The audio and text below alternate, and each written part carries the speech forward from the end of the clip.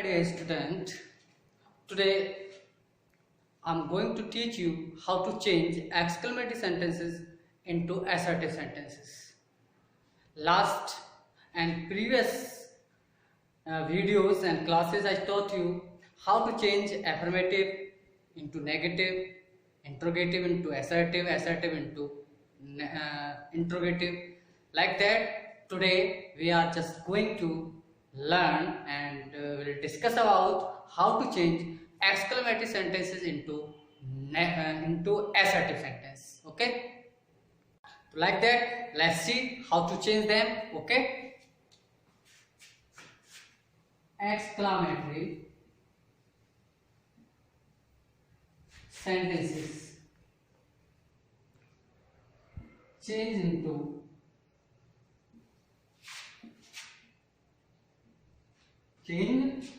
into assertive sentences.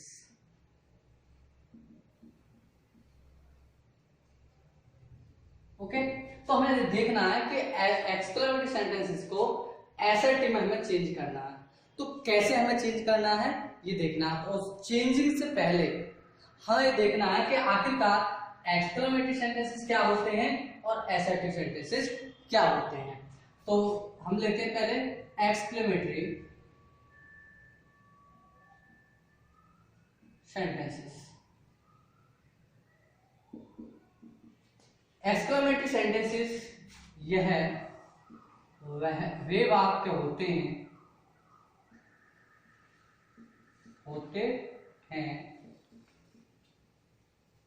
जिनमें आश्चर्य, दुख, प्रसन्नता,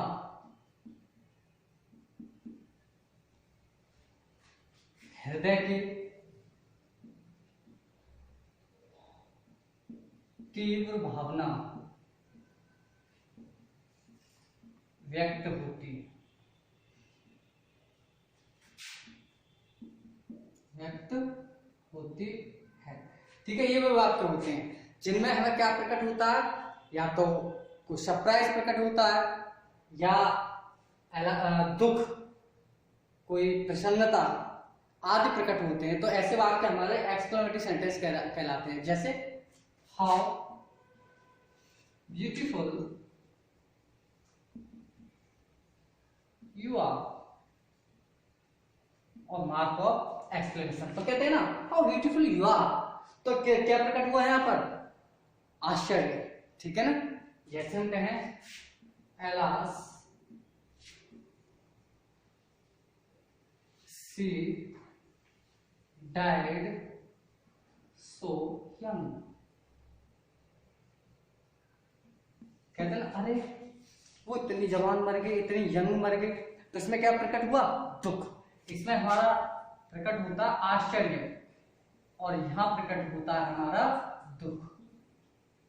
ठीक है, तो इस प्रकार के जो सेंटेंसेस होते हैं वो हमारे एक्सक्लेमेटरी सेंटेंसेस कहलाते हैं। ठीक है, अब हम दूसरा पॉइंट लेते हैं असर्टिव सेंटेंसेस। अब असर्टिव सेंटेंसेस क्या होते हैं? क्योंकि ये जानना हमें जरूरी होता है चेंज करने से पहले कि आखिर ये होते क्या है। ठीक है, ये है दो तरह के वाक्यों से मिलकर बने होते हैं। यानी ये जो वाक्य बनते हैं ये दो तरह के वाक्यों से मिलकर बने होते हैं। वो कौन से होते हैं?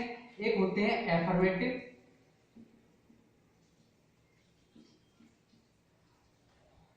प्लस दूसरे होते हैं नेगेटिव बराबर, यानी कि इक्वल कहलाते हैं वो असर्टिव। यानी कि दोनों ही प्रकार के वाक्य इसमें आते हैं। क्लियर? जैसे फॉर एग्जांपल जैसे ही गोज टू स्कूल। ठीक, तो ये कैसा है? इसमें नोट नहीं है तो एफर्मेटिव हो गया। मान लो हम इसी वाक्य को कह रहे हैं he does not go to school. ठीक, तो ये वाक्य हमारा एफर्मेटिव कहलाएगा और ये वाक्य हमारा नेगेटिव कहलाएगा। और ये दोनों जो मिलकर जो वाक्य कहलाएंगे, ये दोनों वाक्य मिलकर क्या कहलाएंगे, हमारे असर्टिव सेंटेंसेस कहलाते हैं। राइट, इतना बात समझ में आ गया। नेक्स्ट अब देखते हैं। ओके, तो देखते हैं कैसे हम एक्सक्लेमेटरी सेंटेंस को असर्टिव में बदलते हैं, अर्थात exclamatory sentences change into assertive sentence। ठीक,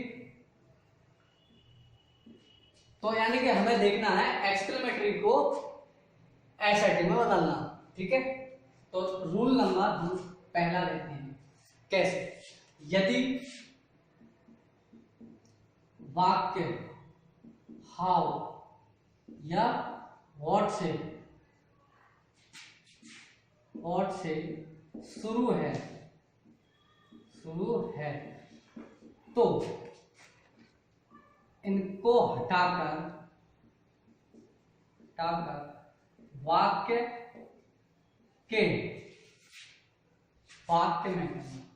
वाक्य में आए एडजेक्टिव, यानी जिसे बोलते हैं विशेषण। और विशेषण होता है जो किसी नाउन या प्रोनाउन की विशेषता प्रकट करते हैं। एडजेक्टिव से पहले वेरी लिखते थे। राइट, ठीक है, तो जब हम ये आता है वाक्य के शुरू में तो इन्हें हटाएंगे और वेरी का प्रयोग कर देंगे, यानी कि सब्जेक्ट लिखेंगे सबसे पहले प्लस वर्ब प्लस फिर वेरी का यूज करेंगे प्लस एडजेक्टिव और प्लस ऑब्जेक्ट। ठीक, जैसे for example how dreadful the night is, और मार्क ऑफ एक्सक्लेमेशन। ये जो आता है जब असर्टिव बनाते हैं मार्क ऑफ एक्सक्लेमेशन को हटा देते हैं। राइट, तो अब इसमें हमें देखना है सब्जेक्ट क्या है। सब्जेक्ट हमारा द नाइट है, तो नाइट को पहले ले लेंगे द नाइट। अब वर्ब क्या है, इज, तो इज लिख देंगे इज। अब हाउ को हटाएंगे, वर्ब के बाद में वेरी। अब एडजेक्टिव क्या है, ड्रीडफुल। द नाइट इज वेरी ड्रीडफुल, और फुल स्टॉप का प्रयोग करते हैं, क्योंकि मार्क ऑफ एक्सक्लेमेशन जो आता है उसको हम बदलकर असर्टिव में फुल स्टॉप में कर देते हैं। ठीक है, अब नेक्स्ट, तो इस प्रकार से हमने हाउ हटाकर वेरी का यूज किया। व्हाट आता है तो व्हाट को भी हटाकर हम वेरी का यूज कर देते हैं। ठीक है, तो वाक्य आपके कई प्रकार के आ सकते हैं, उन्हें केवल रूल्स अप्लाई हमारा यही होता है। अब हम रूल्स नंबर 2 पर आते हैं और उसे देखते हैं। ठीक है, 2 में क्या होता है, यदि वाक्य के शुरू में एलास, होर्रे, ब्रेवा, ठीक है, ये आए हैं। मान लो वाक्य हमारा अलास, हुर्रे, ब्रेवो। एलास दुख के लिए आता है, हुर्रे प्रसन्नता के लिए आता है, ब्रेवो प्रसन्नता के लिए आता है। ठीक है, यदि ये आए हैं तो इनको हटाकर इट इज सैड दैट, ठीक है, और इसको हटाएंगे इट इज जॉयफुल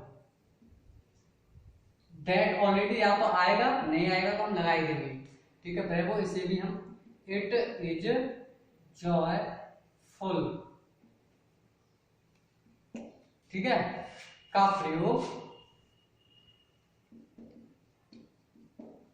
करते हैं।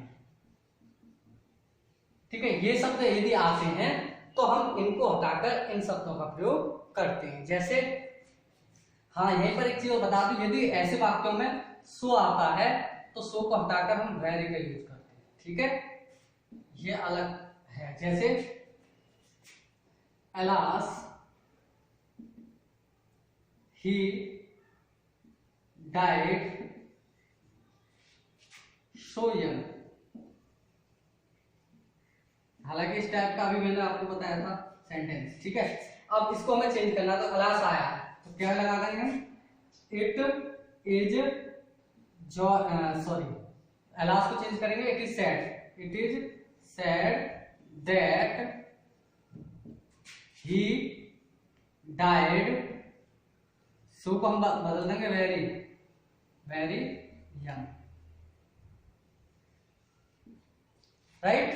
इतना बात समझ में आ गई। जैसे और देखते हैं एग्जांपल, जैसे hurray we have won the match. तो इसमें क्या प्रकट हो रहा है, प्रसन्नता। जब यहां पर प्रसन्नता प्रकट हो रही है, ठीक है, तो हम हुर्रे को किसमें बदलेंगे, इट इज जॉयफुल दैट में यूज करेंगे। जैसे it is joyful that, of adjective, we have won the match, ठीक। तो इस प्रकार से हमने इन्हें हटाकर, इसे हटाकर इसका यूज कर दिया, लास्ट को हटाकर हमने इसका यूज कर दिया। तो ये वाक्य हमारे कैसे बन गए, ये वाक्य हमारे असर्टिव में चेंज हो गए। Okay, now let's see third rule, ठीक है। तो किस प्रकार से हम असर्टिव में ऐसे वाक्यों को, अर्थात कैसे वाक्यों को, एक्सक्लेमेटरी वाक्यों को चेंज करते हैं, ठीक है। तो यदि थर्ड में देखते हैं, यदि वाक्य ओ ओ एच वर्ड कोड, ठीक है, इफ, ठीक है, से शुरू है तो असर्टिव में वाक्य को, असर्टिव में वाक्य को बदलने के लिए